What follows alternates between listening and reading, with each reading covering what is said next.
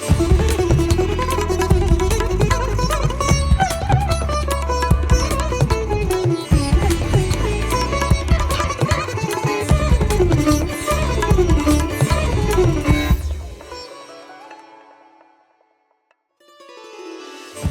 श्री साई राम।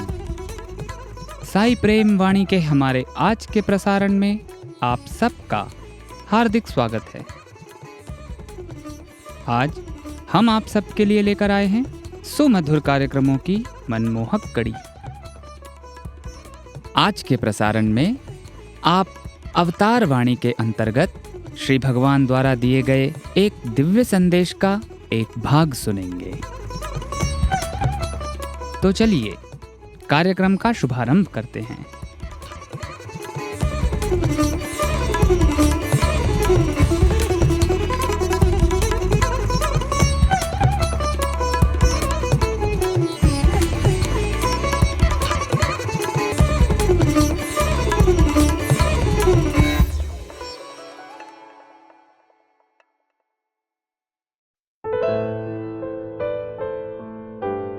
अब प्रस्तुत है हमारा कार्यक्रम अवतार वाणी।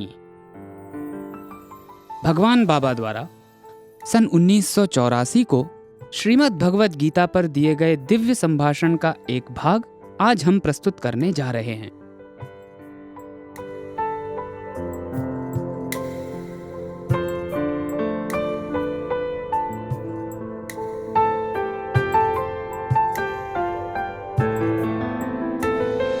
ప్రేమ స్వరూపులారా,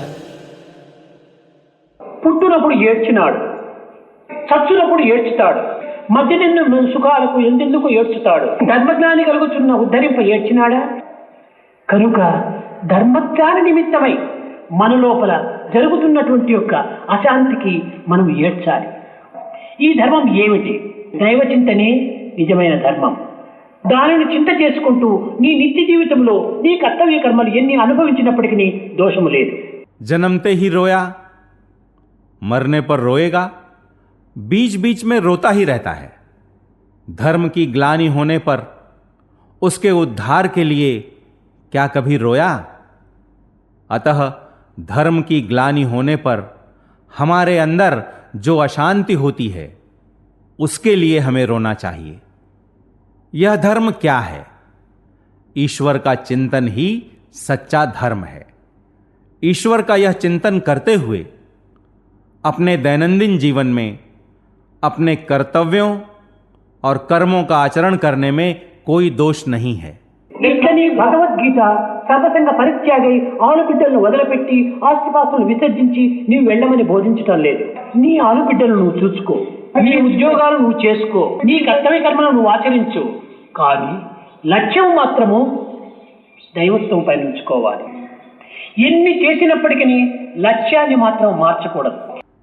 अतः भगवत गीता पत्नी और संतान तथा धन संपत्ति को त्याग कर जंगल में जाने का उपदेश नहीं देता है.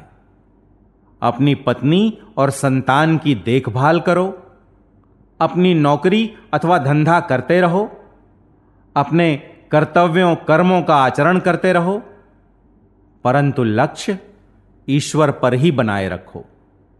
चाहे कुछ भी हो जाए, परंतु लक्ष्य को बदलना नहीं चाहिए. ఈ లక్ష్యాన్ని మనం విసర్జించినా మనం అవలక్షణ స్వరూపాన్ని పొందుతాం.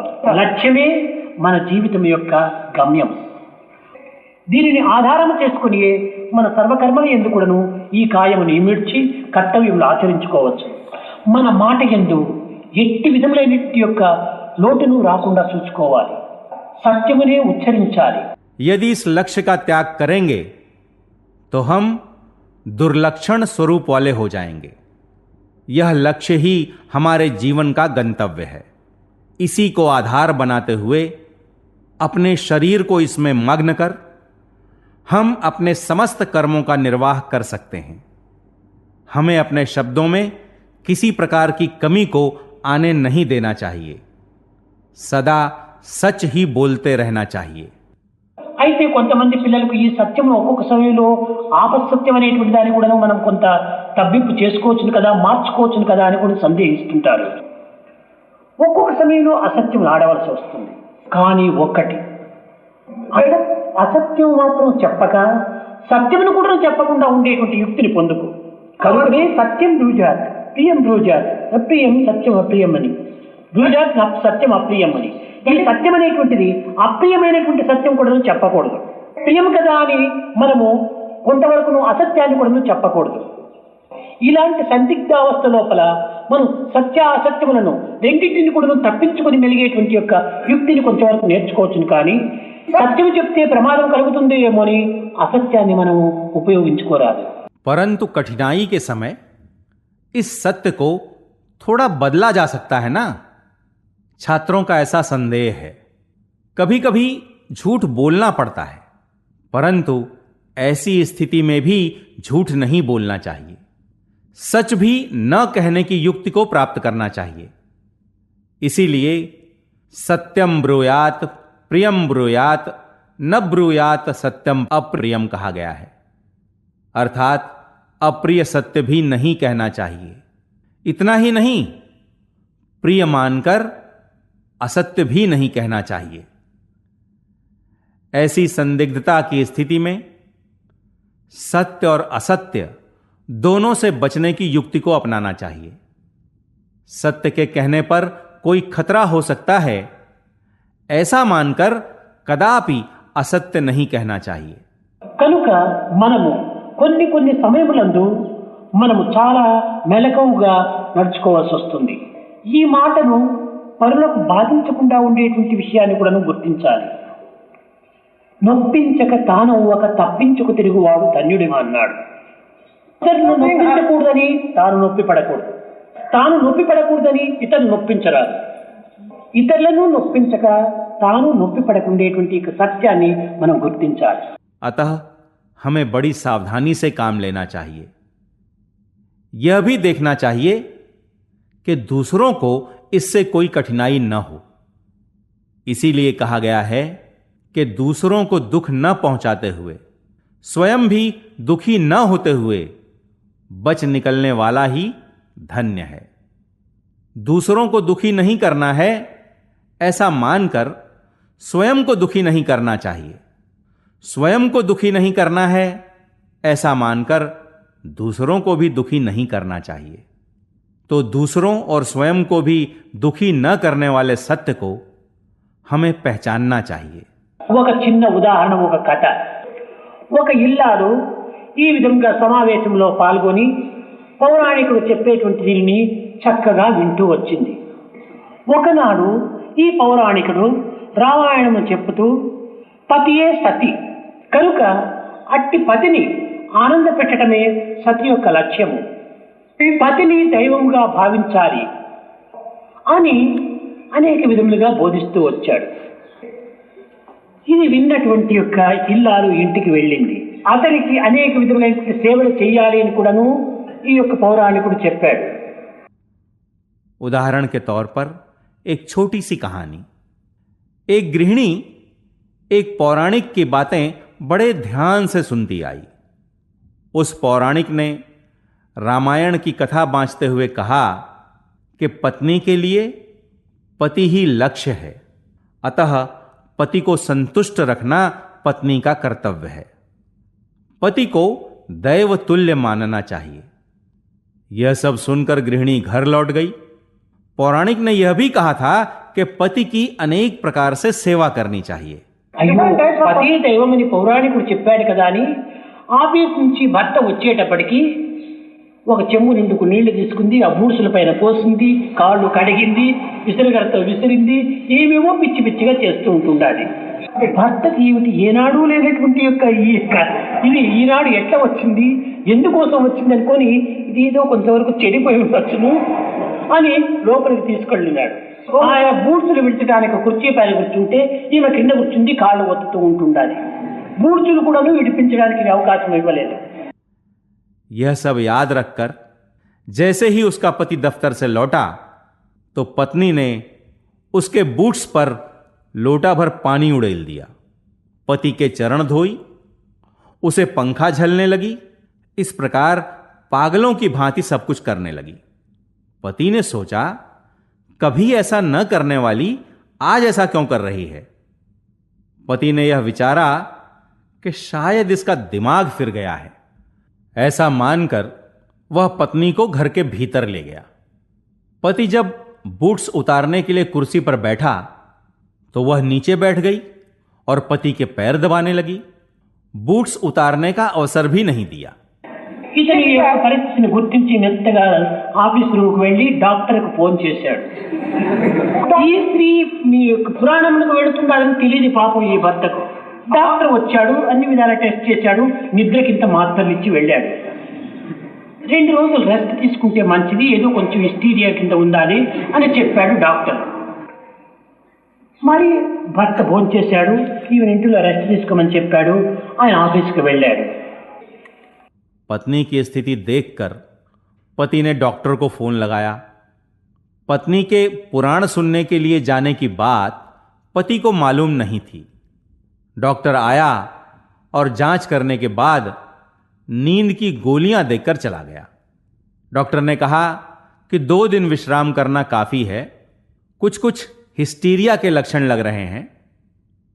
पति ने भोजन किया और पत्नी को विश्राम करने के लिए कहकर दफ्तर को चला गया। మరి 2వ రోజు ఆయన ఆఫీస్కి వెళ్ళిన తక్షణమే ఈమె తిరిగి పురాణం వినడానికి వెళ్ళింది. ఆనాడు ఈ పౌరాణికుడు ఎవరికి ఎవరు, తల్లి ఎవరు, బిడ్డలు ఎవరు, భార్య భర్త ఎవరు, మాతా నాస్తి, పితా నాస్తి, నాస్తి బంధు సహోదర, అర్థం నాస్తి, నాస్తి, తస్మాత్ జాగ్రత్త జాగ్రత్త అని చెప్పాడు. दैवमे ఒక్కటి సత్యం అని చెప్పాడు. दूसरे दिन पति के दफ्तर जाने के बाद पत्नी फिर पुराण प्रवचन सुनने चली गई। उस दिन पौराणिक ने प्रवचन में कहा, किसका किससे क्या नाता, माता कौन, बच्चे कौन, पति कौन, पत्नी कौन, माता नास्ति, पिता नास्ति, नास्ति बंधु सहोदरः, भर्ता नास्ति, अर्थम नास्ति, तस्मात् जाग्रत जाग्रत। यह भी कहा कि ईश्वर एकमात्र सत्य है। ఈమె పూజ రూమ్లో పోయి కూర్చుంది. వస్తానే ఎట్లా ఉందో ఏమో అని పాపం ఆయన అరగంట ముందుగానే వచ్చాడు. పాపం తలుపు తట్టాడు. నేను వచ్చాను అని చెప్పాడు. పాపం ఆమె లోపల నుంచి మాతా నాస్తి,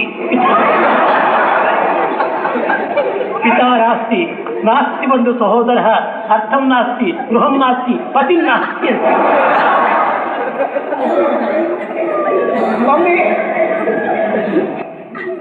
ఈ విధంగా చెప్పేటప్పటికి ఇతనికి చాలా పిచ్చి ముదిరిపోయిందని తలుపులు తీయించి ఆమెను తెప్పించి ఏమిటి ఇవంతా ఇట్లా జరుగుతుండాలంటే ఒక సైకాట్రిస్ట్ వచ్చేసాడు. వాడిని పిలిపించాడు.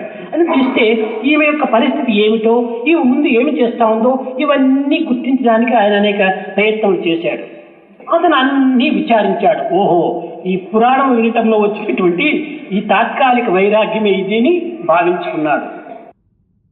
घर लौटते ही गृहिणी पूजा गृह में जा बैठी।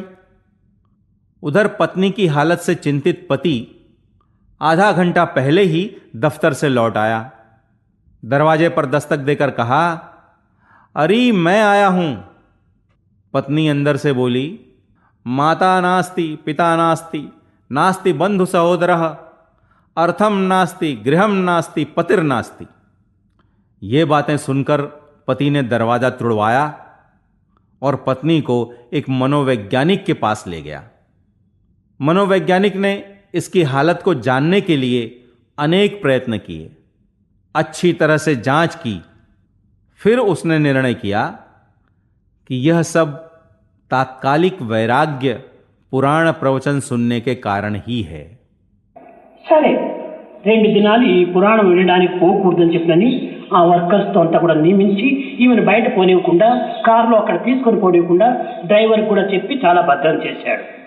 ఈ విధమైనటువంటి కట్టుదిట్టములు చేసేటప్పటికి 2 దినాలు పురాణములకు పోలేదు. ఈ తాత్కాలిక వైరాగ్యం అనే పొంగులు చల్లారినాయి. సరే, ఇంకా సాయంకాలం భర్త వచ్చేటప్పటికి అన్ని విధాల నార్మల్లో ఉంటుండాలి పాపం.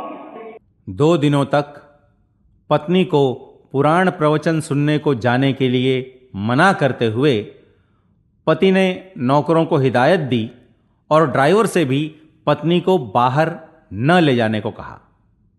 2 दिनों तक वह पुराण प्रवचन को नहीं गई। इस तात्कालिक वैराग्य का उफान ठंडा पड़ गया। संध्या के समय पति के लौटने तक वह नॉर्मल ही रही। సంతోషించాడు ఆయన। అన్ని విధాలా ఆయనకు ఏ విధమైనటువంటి ఇబ్బంది లేదని ఆనందిస్తూ నిత్య జీవితం గడుపుతూ వచ్చాడు। ఒక వారం అయిన తర్వాత తిరిగి పురాణానికి వెళ్ళింది।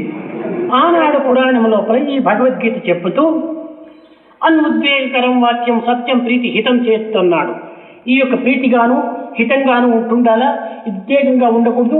ఈ సత్యమే చాలా ప్రధానమైనటువంటి సత్యమునే మీరు అనుసరించాలి అని ఆ పురాణికుడు చాలా బాగా గట్టిగా చెప్పాడు। అది వినింది ఇంటికి వచ్చింది। इसके बाद कोई परेशानी नहीं रही। हर प्रकार से आनंदित रहते हुए वे दोनों सामान्य रूप में जीवन यापन करने लगे। 1 हफ्ते के बाद वह फिर पुराण प्रवचन को गई। उस दिन पौराणिक ने भगवत गीता पर प्रवचन करते हुए अनुद्वेग करम वाक्यम सत्यम प्रिय हितम चयत कहा। सत्य को प्रिय एवं हितकारी होना चाहिए, उद्विग्न करने वाला नहीं होना चाहिए। यही सत्य प्रधान है। पौराणिक ने अच्छी तरह से जोर देकर कहा कि तुम्हें इसी सत्य का अनुसरण करना चाहिए। उसने ये बातें सुनी और घर लौट आई। భర్త చెప్పాడు, ఈనాడు మా ఫ్రెండ్ మ్యారేజ్ ఉంటుండాలి, ఆ మ్యారేజ్ కోలను వదిలి సిద్ధం కామన్నాడు। అన్ని అలంకారం చేసుకుంది, భర్తతో పాటు పెళ్లి రిసెప్షన్కి వెళ్ళింది। అక్కడ పెళ్లి జరుగుతూ ఉంటుండాలి। అప్పుడు ఈ బ్రాహ్మణుడు మంగళసూత్రం తీసుకొని అందరికి పెద్దలకు ముట్టించేటువంటి అలవాటు ఈ యొక్క భారతదేశంలో అందరి ఆశీర్వాదాలు ఉంటుండాలని వారి అభిప్రాయం। पति ने कहा, आज मेरे मित्र की शादी है, चलो चलते हैं। वह सज धज कर तैयार हुई और पति के साथ शादी में गई। वहां शादी हो रही थी। परंपरा के अनुसार ब्राह्मण मंगलसूत्र लेकर उसे सभी बड़ों का स्पर्श करा रहा था। सबके आशीर्वाद हों, यही इसका तात्पर्य था। ఆ యొక్క పెళ్లి చేయించేటువంటి బ్రాహ్మణుడు పౌరోహితుడు, వీళ్ళింటి కూడా పౌరోహితుడు పాపం। ఈమె ముందర కూర్చుంటే వచ్చి చూచాడు, ఏమండి అమ్మగారు బాగున్నారా, ముట్టండి అన్నాడు। అందరూ క్షేమమేనా అని అడిగాడు దీన్ని ముట్టిస్తూ పాపం ఈ పౌరాణికుడు। ఈ యొక్క బ్రాహ్మణుడు ఈ విధంగా అడిగేటప్పటికీ అందరూ బాగానే ఉన్నారండి, పోయిన వారం మా అత్తగారు చచ్చిపోయింది అనింది। ప్రక్కన ఉన్నటువంటి ఆమె, ఏమిటమ్మా మంగళసూత్రం ముట్టుతూ ఈ చావు మాటలంతా ఎందుకు చెప్పాలి అనింది। ఈ మంగళసూత్రం కోసం నన్ను అబద్ధం చెప్పమంటావా, మా అత్తగారు చచ్చిపోయింది, ఇంకా చచ్చిపోయింది చావు చావు మాటలు మంగళసూత్రం ముట్టు చెప్తూ వచ్చింది। शादी कराने वाला ब्राह्मण इनके घर का भी पुरोहित था। यह अगली पंक्ति में बैठी थी। ब्राह्मण ने इसे देखा और कहा, मालकिन कैसी हैं, आप भी स्पर्श करें। फिर ब्राह्मण ने पूछा, सभी कुशल मंगल तो है ना। मंगलसूत्र का स्पर्श कराते हुए ब्राह्मण के पूछने पर इसने कहा, हां जी, सब तो ठीक ही हैं, परंतु पिछले महीने ही हमारी सास मर गई। तो बगल में बैठी महिला बोली, क्यों जी, मंगलसूत्र को छूते हुए ऐसे मौत की बातें करती हो? क्या मंगलसूत्र के लिए मुझे झूठ बोलने को कह रही हैं? मेरी सास मर गई कहती उन अशुभ बातों का उच्चारण करती हुई उसने मंगलसूत्र का स्पर्श किया। తెలివితేటలు అమ్మాయి లేచి, అమ్మా ఇది కేవలము సమయ సందర్భాన్ని కూడా నువ్వు పురస్కరించుకొని మాట్లాడాలి, ఈ విధంగా ఎట్లంటే ఎట్లకూడదు పదాలు ఉపయోగపెట్టకూడదు అని కొంత బోధ చేసింది। అదే విధంగా కొంతమంది స్త్రీలు ఏనాడు ఏ విషయాన్ని చెప్పినారో ఆ విషయాన్ని ఆ రోజు చాలా గట్టిగా పట్టుకొని సాధిస్తుంటారు। అయితే ప్రతిదానికి సమయ సందర్భాన్ని పురస్కరించుకొని మనము మాటలు ఉపయోగించుకోవాలి। तब एक बुद्धिमान लड़की उठकर बोली, माता जी, बोलते समय संदर्भ को देखना चाहिए। इस तरह मुंह में जो आया वो सब नहीं बोलना चाहिए। इसी प्रकार कुछ स्त्रियां बहुत पहले कही गई बातों को सख्ती से लेकर व्यवहार करती हैं, परंतु हर विषय में समय और संदर्भ के अनुसार ही बातों का उपयोग करते रहना चाहिए। సత్యము మన యొక్క నిత్యస్థానం పొందించడానికి ఒక మార్గమని మనం విశ్వసించాలి, కానీ ప్రతి విషయంలో కూడా దీన్ని ఇట్టే చేయాలని మొండితనంగా మనం వాదించరాదు। అసత్యముతో దూషితం కానటువంటి నాలుక, హింసాదులతో దూషితం కానటువంటి దేహము, ఇంకా అపవిత్రమైన భావాలతో దూషితం కానటువంటి మనస్సు. కనుక ఇట్టి మనస్సు, అట్టి దేహము, ఇట్టి వాక్కు, వీటిని త్రిపుటి అని చెప్తూ వచ్చారు. ఈ త్రిపుటి యొక్క తత్వమే త్రిమూర్తి యొక్క తత్వంగా భావిస్తూ వచ్చారు. ఈ మూడింటిని మనం పవిత్రం గావించుకున్నప్పుడే దైవత్వం మనకు సాక్షాత్కారంగా కనిపిస్తుంది. हमें मानना चाहिए कि सत्य नित्यता को स्थिर करने का मार्ग है. मुझे ऐसा ही करना है कहते हुए हर विषय में जिद नहीं ठाननी चाहिए. असत्य से दूषित न हुई जीभ, हिंसा से दूषित न हुआ शरीर और अपवित्र भावनाओं से दूषित न हुआ मन, ऐसे वाक, शरीर और मन, इन्हीं को त्रिपुटी कहा गया है. इस त्रिपुटी के तत्व को ही त्रिमूर्ति तत्व माना गया है.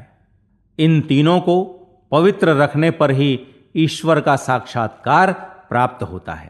కనుక పిల్లలు కూడాను సత్యం చెప్పమన్నాడు స్వామిని అనవసరంగా అవసరం లేని విషయంలో కూడా మనం కల్పించుకొని ఈ విధంగా మనము ఈ సత్యాన్ని దుర్వినియోగం చేయకూడదు. మాటలు అదుపులో ఉంచుకోవాలి.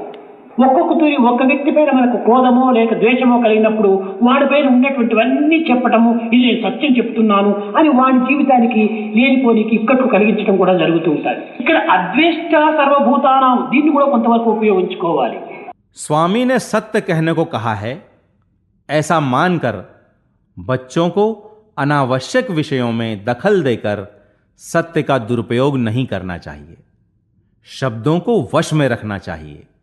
कभी कभी किसी पर क्रोध या द्वेष के होने पर उससे संबंधित सारी बातें बता देना और यह कहना कि सच बोल रहा हूं, इस प्रकार उस व्यक्ति को परेशानी में डालना भी होता है. ऐसे संदर्भ में अद्वेष्टा सर्वभूतानाम का उपयोग करना चाहिए. ప్రేమను మనం పెంచుకున్నప్పుడు ఈ ద్వేషము కానీ ఈ అసూయ కానీ రెండింటి యొక్క బాధలు మనకి ఏమాత్రము ఉండవు.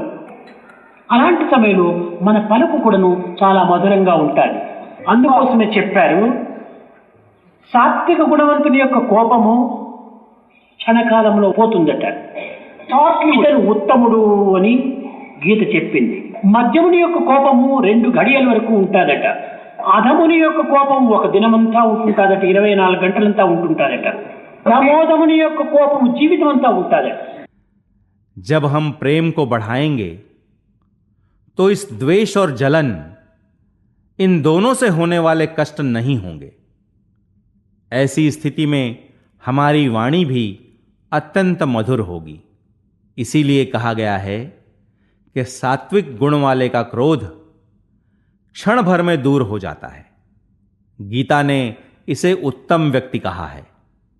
मध्यम व्यक्ति का क्रोध 2 घड़ी रहता है. अधम का क्रोध पूरे दिन रहता है और अधमाधम का क्रोध जीवन पर्यंत बना रहता है. దీనిని గీతాచార్యుడు మరొక యుక్తితో కూడా బోధించాడు. ఉత్తముల యొక్క కోపము నీటిపైన వ్రాత వంటిది అన్నాడు. వ్రాస్తుంటే అది చెదిపోతుంటుంది, అప్పటికప్పటికే పోతుంటుంది. మధ్యముని యొక్క కోపము ఇసుకలోప వ్రాత వంటిది అన్నాడు. ఇసుకలో రాస్తుంటే గాలి వస్తానే అది కొట్టుకొని అది మూసిపోతుంది, అది మరుగుపడిపోతుంది. అధముని యొక్క కోపము నల్లరాతిపై చెక్కబడినటువంటిదిగా ఉంటాదట. ఇది కొంతకాలమునకు అరిగి వర్షంతోనా ఎండతోనా అరిగి కొంతకాలమును పోతుంది, కొన్ని సంవత్సరాల వరకు ఉంటుంది. అధమోదముని యొక్క కోపము ఇనుము పైన రాసినటువంటిదట. అది తిరిగి కరగబెట్టి దానిని సుత్తితో కొట్టేంత వరకు అది పోదు. అది కరగబెట్టాలంటే నిప్పులో వెయ్యాలి, అనగా సంస్కారము కావాలి. ఇది కేవలం గాఢమైన సంస్కారం జరిగినప్పుడే ఇది కోపం చల్లారడానికి వీలవుతుంది. गीताचार्य ने इसे दूसरे ही ढंग से बताया है. उत्तम का क्रोध पानी पर लिखी गई लिपि के समान है, जो लिखते समय ही गायब हो जाती है. मध्यम का क्रोध रेत पर लिखी गई लिपि के समान है.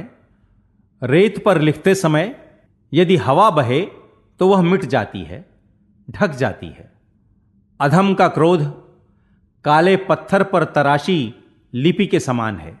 यह कुछ वर्षों तक धूप में सूखकर, बारिश में भीगकर, घिस घिस कर अंततः मिट जाती है और अधमाधम का क्रोध लोहे पर लिखी गई लिपि के समान है।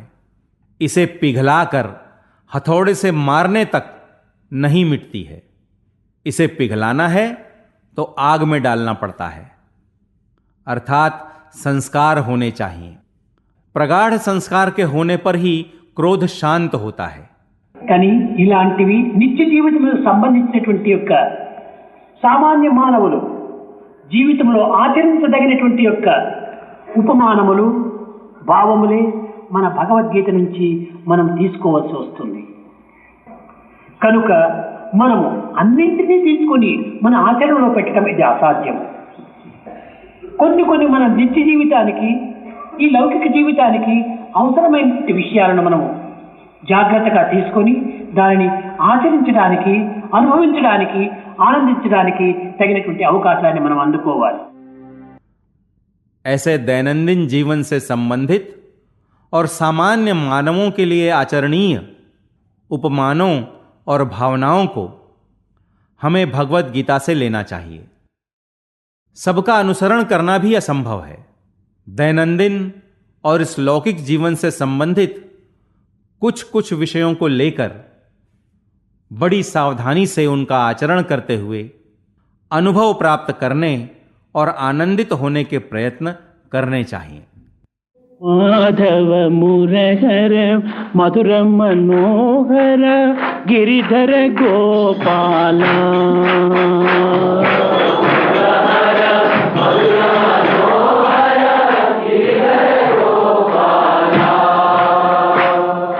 माधव मुरहर मधुर मनोहर गिरिधर गोपाला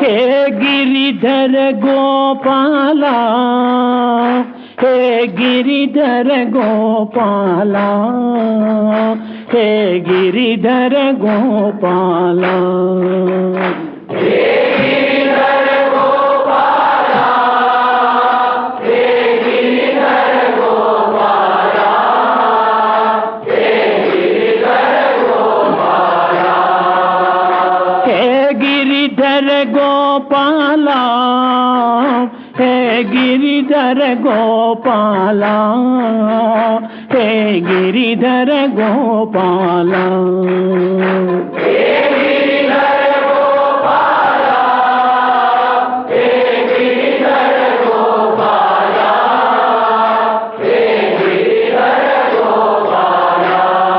माधव मुरहर मधुर मनोहर गिरिधर गोपाला, माधव मुरहर मधुर मनोहर गिरिधर गोपाला। नंद कुमारा नवनीत चोरा राधा हृदय विहारा भक्तोद्धार बाल गोपाल गिरिधर गोपाला, हे गिरिधर गोपाला, हे गिरिधर गोपाला, हे गिरिधर गोपाला। गोपरिपाला गोपीलोला गोवर्धन गिरिधारा नंद कुमारा सुंदराकारा राधा हृदय विहारा मुरलीलोला मुनि जनपाला गिरिधर गोपाला, हे गिरिधर गोपाला, हे गिरिधर गोपाला, हे गिरिधर गोपाला, हे गिरिधर गोपाला, हे गिरिधर गोपाला, हे गिरिधर गोपाला,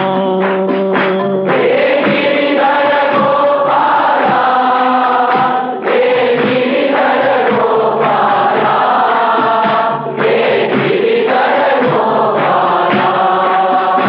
हे गिरिधर गोपाला, हे गिरिधर गोपाला, हे गिरिधर गोपाला, हे गिरिधर गोपाला, हे गिरिधर गोपाला, हे गिरिधर गोपाला, हे गिरिधर गोपाला, हे गिरिधर गोपाला, हे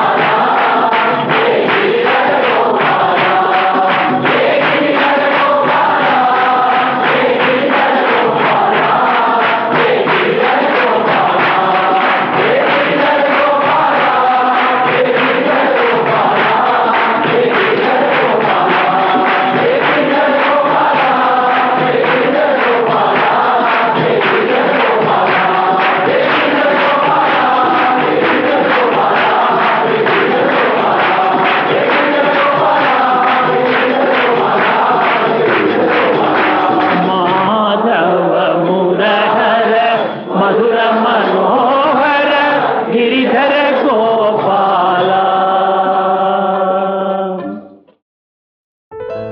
अभी आप सुन रहे थे अवतार वाणी। आज आपने भगवान बाबा द्वारा सन 1984 में श्रीमद् भगवद गीता पर दिए गए दिव्य संभाषण का एक भाग सुना।